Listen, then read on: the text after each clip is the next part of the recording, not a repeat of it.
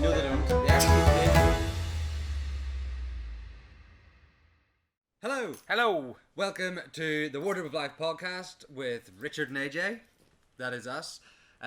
So it's a video episode this week because, well, fuck it, why not? Well, because we're in the same country, really. Yeah, we're in the same vicinity. So that hasn't happened for quite some time. yeah, we do exist in the same space and time.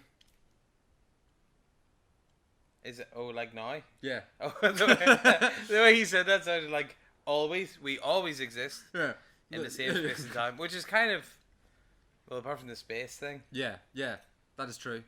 I'm just thinking, I'm being very rattly over here. I can hear it on my hand, so I'm going to take off my watch. Oh, do. Okay. Well, time matters. No, Oh. time matters not. I can see your naked wrist. Yeah, no. Well, I've still got a bangle on. No. Always have a bangle up your wrist on your bangle on your wrist. Oh, we got there in the end. Yeah. Just about. Just about. So, how have you been? I'd be good. I flew over here this morning, and boy, are my arms tired. It's like Hook. Yeah. Have we talked about Hook before? I don't know. I would have liked to have thought so. Yeah. But I don't know if we've done it in this format. We've definitely never done it with a camera and some microphones in front of us. No. But I think, see, it's difficult to know what we have and haven't talked about because we talk so often anyway. And we always talk about things that are very much the same. Yeah. You know? Yeah. Which So- is why there's only a couple of you listening to this. Because you're the ones that are going, yeah. I enjoyed the repetitive banter. It's fine. Yeah. But yeah, no, Hook, great film, fantastic Spielberg film. Yeah. Is it Disney? I don't know if it's Disney. It's Disney. It's Peter It Pan. is. They do they own the rights to Peter Pan? No, they don't. No, because sure there was the other ones. There was the Neverland. And But were they not Disney? and Pan and something else. I suppose not. Um, I suppose, does it exist outside of that clause? Well, yeah, because it was J.M. Barrie. It's his thing. So I don't know. But Hook, I don't know if it's Hook's Disney or not. But it's definitely Spielberg, which is wonderful. But very good. apparently Spielberg doesn't like it that much. I think he has issues with it. But Stephen, if you're watching this. If that's the one. If you're watching this, what are you watching this for? Go and watch Hook and realise it's actually decent. Yeah, stop being so hard on yourself. Yeah, exactly, Stephen. Don't be hard on yourself. Hook is good. Hook is good. I heard a thing about Hook actually recently. This is funny. Well, it's not so much funny. It's interesting. Apparently, but I nearly called him Busbin Hoskin.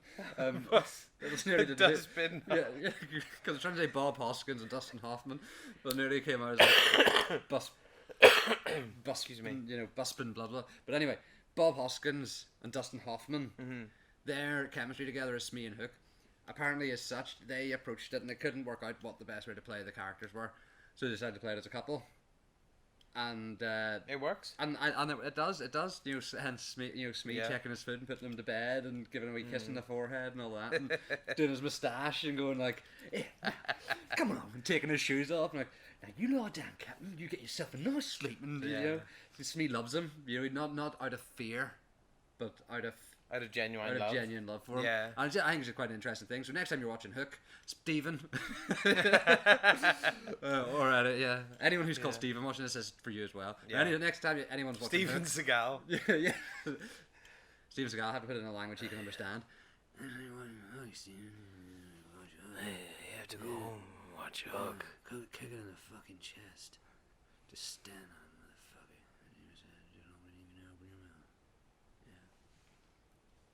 Steven Seagal. Steven Seagal.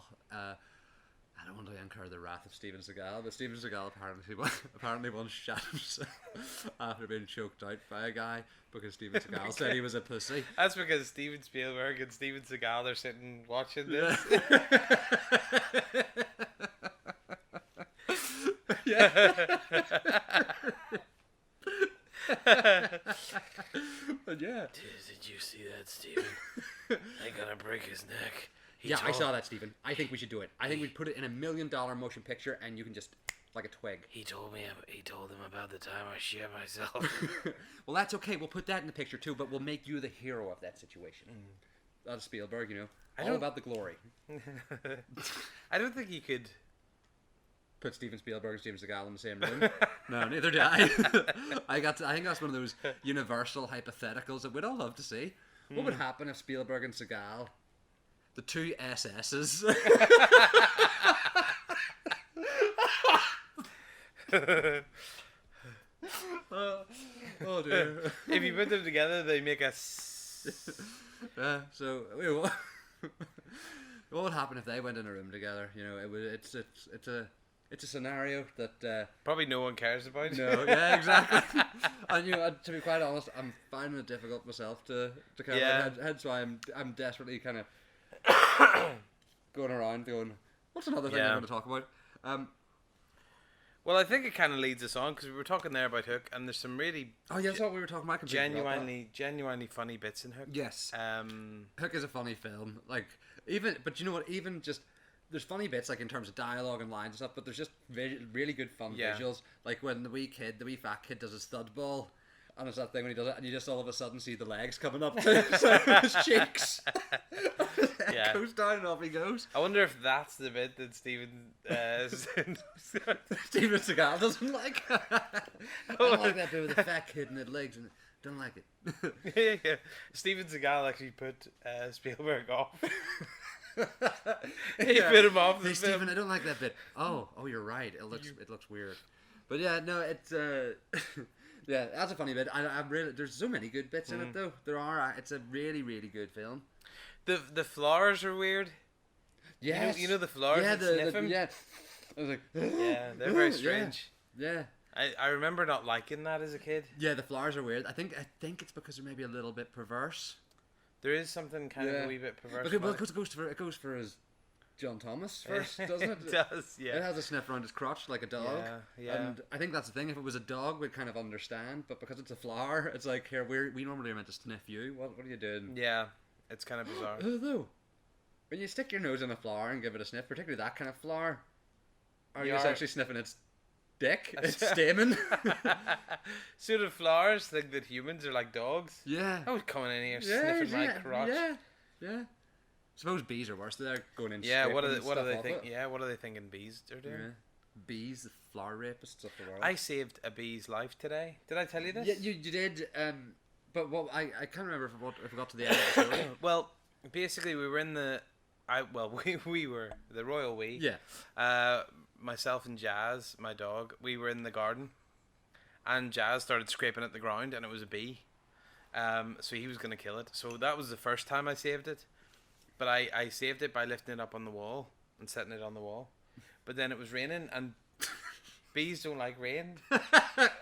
No, they don't. They genuinely don't. Yeah. Like, I mean, that's why you don't see them out in the rain with a wee umbrella going, oh, this is terrible. They can't fly in the rain. Because it interferes with air traffic control. It interferes with their signals. Because that's what it says in B movie anyway.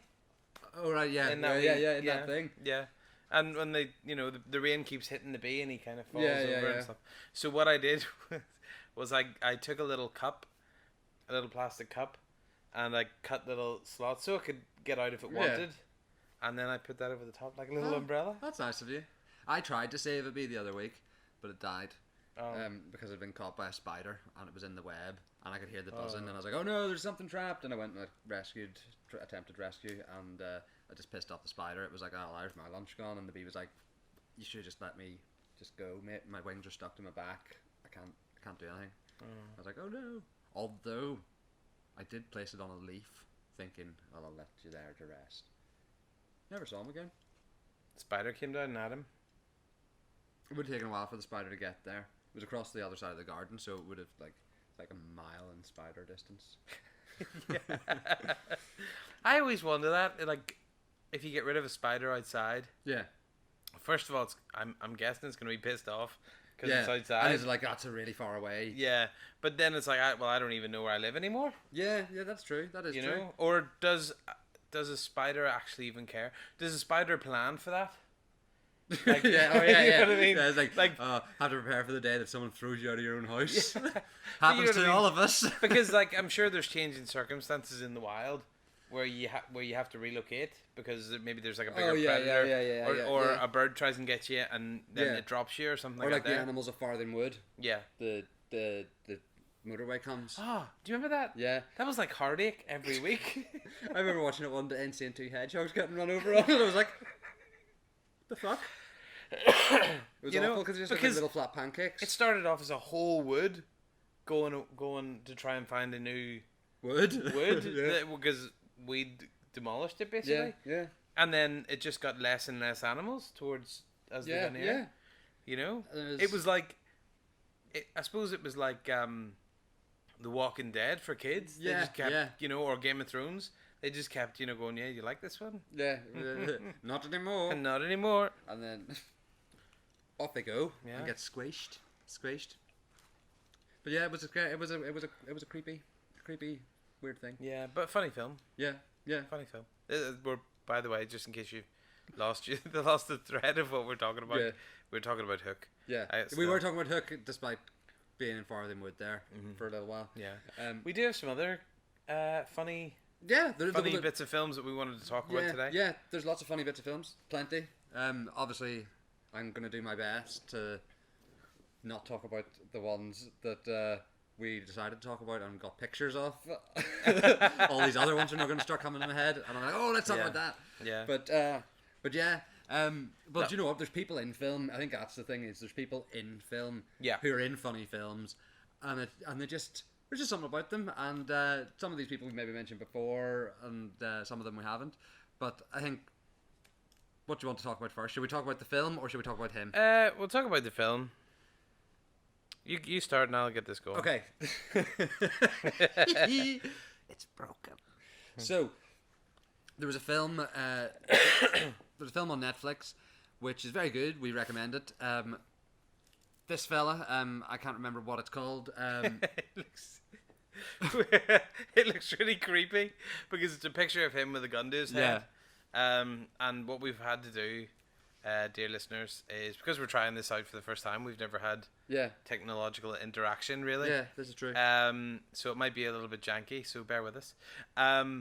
But what we had to do is turn the brightness down on the TV so we could actually get it to see. Yeah. But now we've turned it down to the point where it looks like it's not a funny film at all. Yeah, it just looks like a serious film. But it is a very funny film.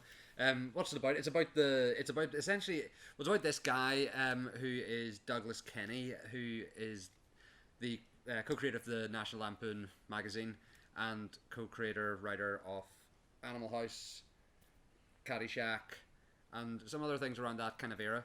And it's basically about his life and how the National Lampoon started and stuff. But it's very, very funny. Vacation? Film, yeah. Although that was John Hughes who wrote that. John Hughes. Yeah, because that came after Caddyshack, Vacation. Oh, okay, yeah. But so it's about that early days, and it's just quite an it's an interesting film for one, but also a funny film, because it's that good kind of barmy. Yeah, isn't it? You know, it's that there's weird lines and weird bits that are just from the very beginning.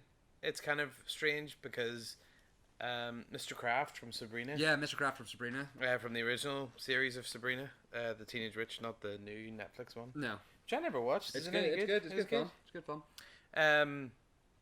But the teacher from that basically was played an older version of the character. Yeah, as the narrator. Yeah, and it was strange. Yeah. But it's worth watching. But it is called what's it called? Futile and Stupid. Yeah, Gesture. Futile and Stupid Gesture. So check it out on Netflix. It's very, very, very, very funny. And but we both, I think it's fair to say, like those early Lampoon. Yeah. The early Lampoon films are all quite funny. I just again, as we were saying this earlier, the bit in this film that really was making me laugh. There's a bit where he's sitting with Chevy Chase, and they've been partying all weekend, or maybe all week or all month, and it opens on the next morning from the night before, and your man there sitting on a chair with a napkin over his whole head, and his glasses on over the top of the napkin, with a martini glass full of peanuts, trying to drink the peanuts through the napkin and just keep falling, and then he offers Chevy Chase. He goes, "Oh, I'm sorry, I forgot to offer you any." And just fucking chucks them across the room.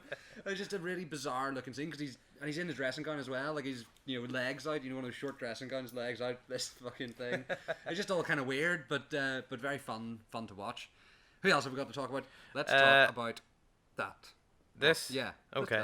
Well, this isn't so much a is it going to do the thing? Is it going to do the thing? Is it going to do the thing? I don't think maybe it's not. gonna do the thing.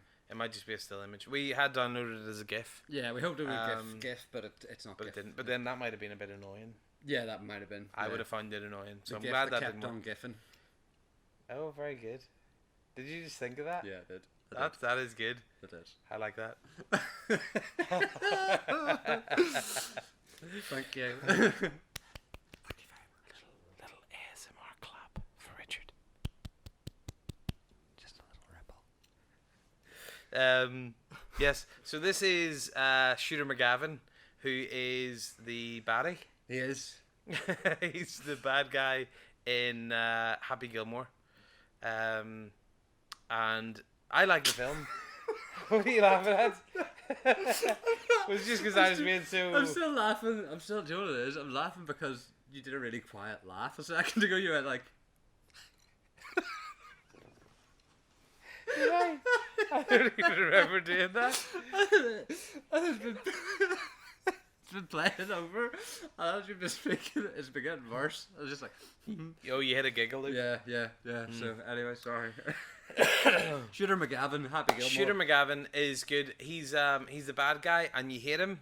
Yeah, he is such a dick. He is a super dick. But it's also such a loser, though, isn't he? But he is a real loser as well. But he's not a loser because he's the winner. Like, he doesn't win in the end. Cause, he's a bad guy. But at the start, he's a real winner. It's not like he's a... But even when he's winning... He's a loser. Still a loser, yeah, you know. He's just a dick. Like when he pots the ball and he does the. Yeah. It's like, oh, fuck off, you. No, go away. Yeah, you're a horrible human being. Yeah. But I think there's something a bit. Well, I suppose it's loserish, but it's almost a bit sad about him. Yeah. There's a sort of a sadness about him because he's got nothing else. Yes, but I think he's a really good character, and probably one of my favorite lines in film. Uh-huh. One of my funniest. Those bits where you think, oh, that's great. I wish I could think of a singer like that. Is whenever Shooter McGavin says, you got to be careful because I eat pieces of shit like you for breakfast, and then Adam Sandler's character goes, "You eat pieces of shit for breakfast." Yeah. And what is it? Shooter McGavin's name. Yeah. No. It's the no. Yeah. The no's amazing. Yeah. No. Yeah. Oh my god, you eat pieces of shit for breakfast? Oh, it's a good. Yeah, it's a good line. But it's very good. He does that. He's able to go from that. I'm the fucking Mac Daddy, big I am, to this like, huh? Just really quick. He was like, when it's the one when he says, "Yeah," and Grizzly Adams had a beard, and then the guy goes, "Grizzly Adams did have a beard," and he just his face is like, storms off. But yeah, no, that's good. He's a good actor. Yeah. What's he called? Yeah. Christopher McDonald, I think. Yeah. Who's next? I think we should talk about this guy. Mel Gibson. Wasn't Mel Brooks love that? So yeah, the fabulous Mel Brooks. Well, Mel Brooks. Like how can you not like something Mel Brooks has done? No, I suppose as well his career's been so prolific. It has. That there's bound to be something for you. Yeah, 100%. Whether it's musical or not. Yeah. All types of it's like, but it is so prolific because which one is it? It's the history of the world, is it? Mm-hmm. And it's like he covers the whole history of the world, but it's the creation. It's the piss take of like 2001, and it's showing you all the apes and how mankind came about. But it's just all the apes fucking beaten off, like so he can do that. And then he has the fucking, Springtime for Hitler, but then, Robin Hood Men in Tights, or Blazing Saddles, or within both Robin Hood Men in Tights and Blazing Saddles, you've got the fucking Hangman, You know, like, oh, welcome to Hanging House. Not to worry, everyone is equal in my eye. I think my favorite story about Blazing Saddles is when they got the guy in to record. Oh yeah, the what's he called? Frankie Lillane. Frankie Lillane, the country and western singer. Yeah, so he's in to do the title. Yeah, title track. But no one told him it was a comedy. Yeah. So he's giving it the beans, like he's yeah, really yeah. giving it rice, and nobody told him. No, nobody said shit to him. So the title track sounds just like any western of the day. Yeah. If you listen to it, just like that guy was really, he's really going for it. He believes that this film is about Blazing Saddles. Yeah, he does. Yeah, and you can picture him, you know, like standing in the studio with a fist, you know, like, and Bart was his name.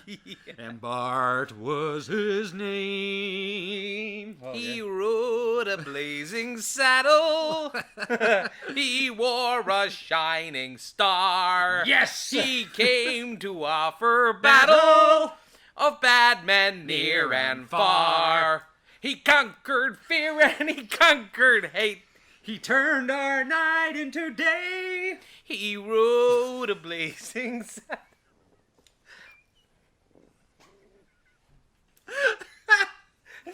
I gotta do the last one because it's my favorite. Go. A path to light the way. Yeah. That's all that peaked. Something shocking. I apologize to our listeners. No. I like having you here. Note to editor. We'll cut that out where it peaks. Yeah. We'll put the real one over the top. Yeah, that would be fun. That'd be fun. But yeah, so Blazing Saddles, not even just Blazing Saddles, Mel Brooks is funny. Just while we're on, we don't have a picture of him, but he's associated with Mel Brooks. Gene Wilder, yeah, he's very funny. Many people don't know Gene Wilder wrote Young Frankenstein. Mm-hmm. It's considered a Mel Brooks movie, despite he was the director, but Gene Wilder wrote it. And it has his vibe. Yeah, definitely, yeah. You know. But yeah, Mel Brooks, and just Dracula Dead and Loving It. That's the last film Mel Brooks has directed, which was 1994, I believe. Oh, okay. So Mel Brooks hasn't directed a film since then, and like it was a spoof of Francis Ford. Did he not direct the producers? No, he just I think produced and wrote. Oh, okay. Yeah, that was his involvement, but yeah. So Dracula was the last one he did. It was just a spoof of Dracula. It's funny. It is funny. It is kind of fun. Good, yeah. Leslie Nielsen there being Dracula. Yeah. And what was the line when he comes out? When he comes out of the coffin, he's like, and he bangs his head in the chandelier, and he goes, "I must move the coffin, or perhaps the chandelier."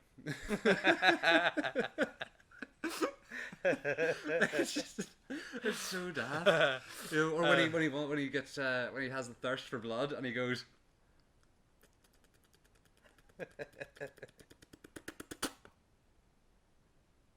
You know, like what do you do? He's like. We never thought about talking about Leslie Nielsen actually. Leslie Nielsen is great. But one of my favorite lines is in Wrongfully Accused. Oh yeah. When he's on the prison van. Yes. And it's kind of that scene from The Fugitive where there's kind of a bit of a scuffle happening on the bus. Yeah. But the other convict stands up and starts slabbering at him. But then he says, "Pee-pee head." You pee-pee head. You pee-pee head. And then the other guy goes, "You're the pee-pee head." Do you know what it is? It's the conviction of the face of the... Yeah. And much like Lloyd Bridges, you know, like you did it earlier, the line from Hot Shots, when the plane takes off, and he goes, the engine starts off, and Lloyd Bridges goes, "Jumping Jesus, that's loud." And then he goes, the guy takes out his earplugs, "We have these to hold down the sound, sir." And he goes, "Good. Let's hope they do the trick." You know, just so casual. And he just swallows the earplugs. Or when he talks to the picture, he's standing in his office and he turns around and there's a picture up the hanger, and he's just standing, looks at the picture and he goes, "Roy, Roy." It's like, I've known that man 30 years. He hasn't moved a day in his life. It's just like my favorite bit. I think it's Hot Shots. I think it's Hot Shots 2. I think it's the second one. Yeah. when he's on the plane. Oh, it is because he's the president. Yeah. And he's writing down on the piece of paper, and the guy goes, "Are you writing your speech, sir?" And he just goes, "No, I'm practicing my A's." Does that look like an 80? And they're like, "Very good, sir." Yeah. There's so many great bits. That's a really good one actually, because when that whole bit that plays out after that, he says they're talking about the thing, and he goes up to the globe with a stick, and he points and he goes, "Here's where we are, and here's where they are." And hits the guy in the face with the stick, and he goes, "Oh Jesus, oh God!" And he goes, "No time for prayer, Bob." And he goes, "No, sir, the enemy it's over there, and they're over there." And he goes, "Then we'll fly them over here. We'll teach them the ice skate." Do I have to think of everything? It's just, it's very good. It is great. It is. Hot Shots is great. Lloyd Bridges is great. We don't have pictures of them. No, but speaking of great, we saved probably our most loved to last. Yes. This is me and AJ when we're very old. Yeah. We wish. Hopefully. Although you would have a terrible gambling addiction. yeah, I would. Yeah. But I would be. But yes. And possibly I might be a terrible racist. Yeah, quite possibly. Apparently that's what we've heard. I've heard that, but whether it's true or not, I don't know. I don't think so. I hope not. I hope not. But yes, Jack Lemmon, Walter Orange, Jack Lemmon, Walter Matthau, the best, simply the best, like Tina Turner often said. I think that's who she was singing about. Probably the best on-screen chemistry. Yeah, definitely. Like, it's one of those things you can tell the proper friends, like me and the man here. Beep beep beep. Don't touch my nipple on screen, please. I'll wait till we're in the dressing rooms. But we don't have dressing rooms. I just get changed in the corner. Yeah. Over there. Go over to the corner. Take your clothes. Go to the corner. Take your clothes off. We're gonna watch. Oh, dear Walter Matthau or Jack Lemmon never said. No, never said. If they did, it would sound a bit more like. What's that? Hang on, let me get Walter. I have to think of. I'll help him think of Walter Matthau kind of. Yeah. Line. What's he say? What's something he says? Morning, dickhead. Yeah, morning, dickhead. We don't know. We think that God just came down and took him. Go over in the corner and take your clothes off. I'm going to watch. I can't really do it. I don't think I want to go into the corner. I want to go. Go into that corner and take my clothes off. Felix, go into the corner. He's just getting angry. Go into the corner and drop trowel.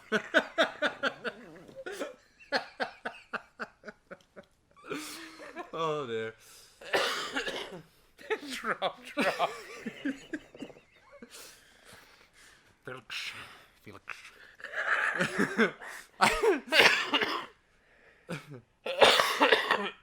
Yeah, excuse me, ladies and gentlemen. He'd have funny words. He would say, he'd say schmeckle, wouldn't he? Felix. Schmeckle. I want to see your schmeckle. I can only do certain words. I can't do join. Yeah. Do these join-in words. Tell that interesting story you have about Homer J. Simpson. Oh yeah. Well, this is an interesting story. Homer Simpson, Dan Castellaneta, who does the voice of Homer Simpson, based the voice of Homer on none other than Walter Matthau. Boop boop boop boop boop in the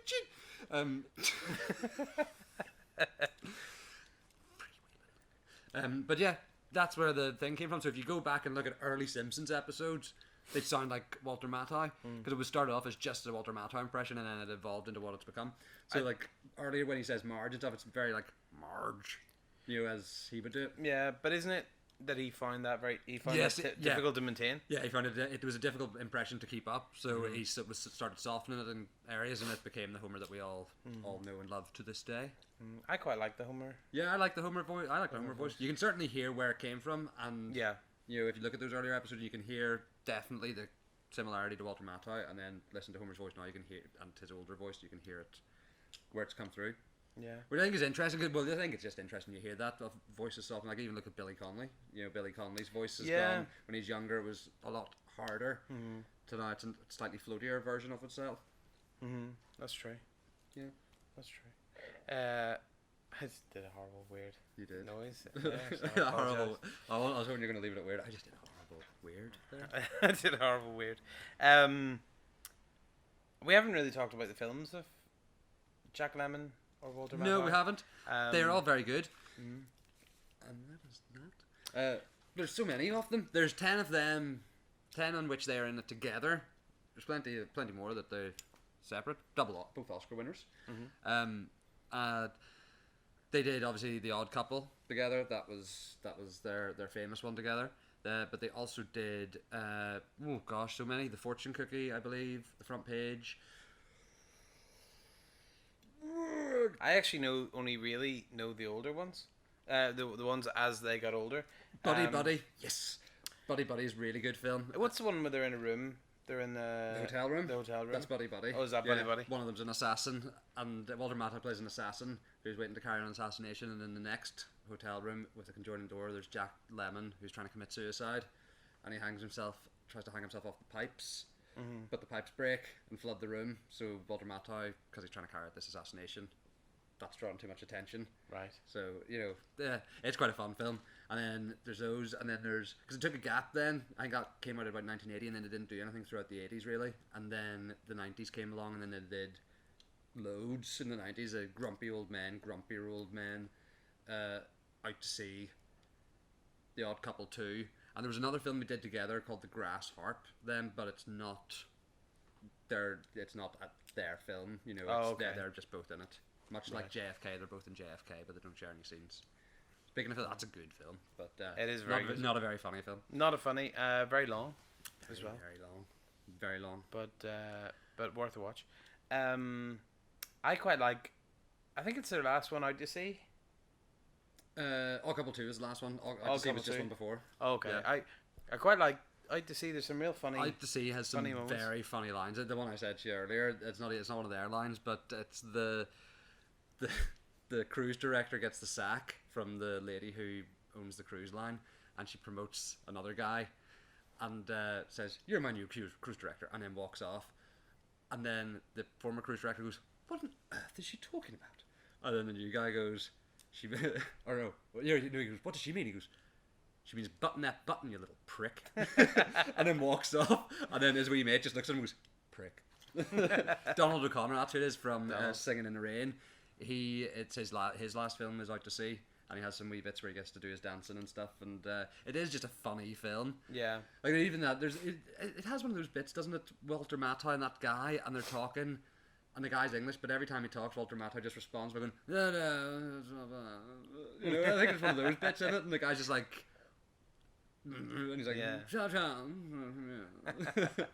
Yeah, it's very good. I quite like it. Yeah, it's a funny film. My favourite line from it is when the cruise director, the dickhead one, before he gets fired. Yeah, you can do the Walter Matthau line. I'll do what the cruise director does. Well, you do a better Walter Matthau.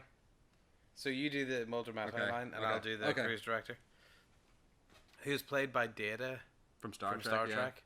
But he's not all pale and with weird eyes. He's just he's just a human being. Really? So remember that? Looks like that picture we saw of Roy Scheider earlier. Snyder. Yeah, he does. Yeah, he Rob does. Schneider. Yeah. I said the guy from Jaws. Roy Schneider. That's not who we're. Yeah, Jaws would be a very different film. If it had Jaws. Rob Schneider in it. Yeah, if it had Rob Schneider in it, wouldn't it? Yeah, that would be a very different film. Yeah. That's why that one wasn't made. Sorry. Anyway, do you want to do your? Yeah. So anyway, it goes along the line. And they have a bit of a back and forth. And then the cruise director says, "I've got my eye on you." And Walter Matthau says, "You're not so bad yourself." You're not so bad It's yourself. very good. It is a good film.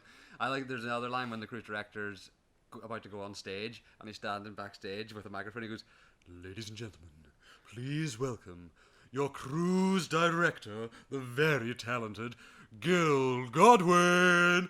And then he just runs on stage with the same microphone and goes, "Thank you." And Walter Matthau goes, "Can you believe it? The man actually opens for himself." Oh, it's very, very good. It is good. But yeah. So that's been random nonsense about films.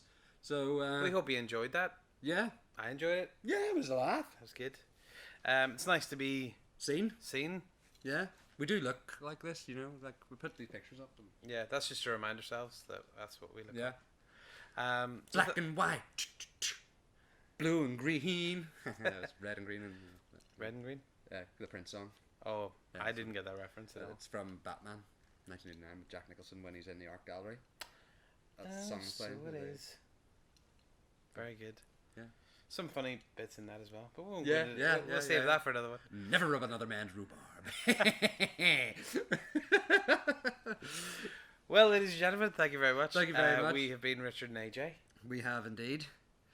Don't forget to like, share, because she's feeling needs to feel the love. She's getting on a bit. And Like, share, and subscribe to her.